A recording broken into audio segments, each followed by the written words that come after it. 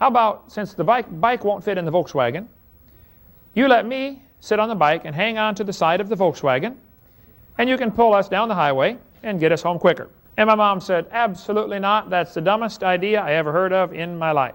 I said, Mom, come on, just do it one time. I said, my brothers do it with me all the time. Looking back on it now, I realized they were trying to kill me. So finally I said, come on, Mom, and I talked her into it. Against her better judgment, my mom said, okay, let's go.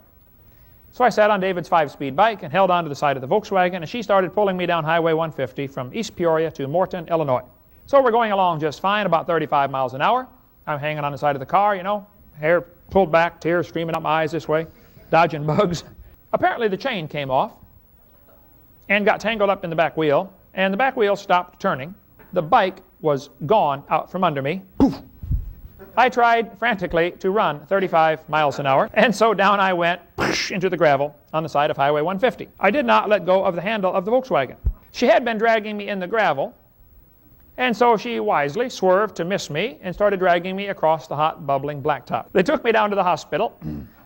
We had been there before. The doctor took one look at me and said, what happened to this kid? He said to the nurse, he said, well, I want you to go get Bertha, Gertrude, Matilda, and Zelda, please. A few minutes later, in through the door came the 4 biggest nurses in the world. He said, ladies, I want you to hold this kid down to the table, please. One by one, they went around. Each one grabbed an arm or a leg. They're smiling, holding me down. My whole right arm, my whole right leg, right side of my body had been dragged through the gravel and then through the tar to seal the gravel in there. And he had to scrub the tar off and try to get all the gravel out. I want you to know I tried desperately to kick them fat ladies off, but I couldn't do it. They had me outweighed about 300 to 1. After about 20 minutes of him scrubbing and scrubbing and scrubbing, he said, okay, that's it, he's done. Wrap him up and send him home. So they wrapped me up and sent me home. Several days later, when we took the bandages off to see what was left of my little 7th grade carcass, I noticed something interesting. In my left elbow, I discovered some cinders and tar that they missed. They're still there right now. I intend to leave those right there. Doesn't bother me. Feel kind of weird having rocks in your elbow, but, you know, not a big deal.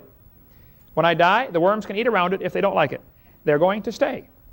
I have no intention of getting them out. It's not worth the pain.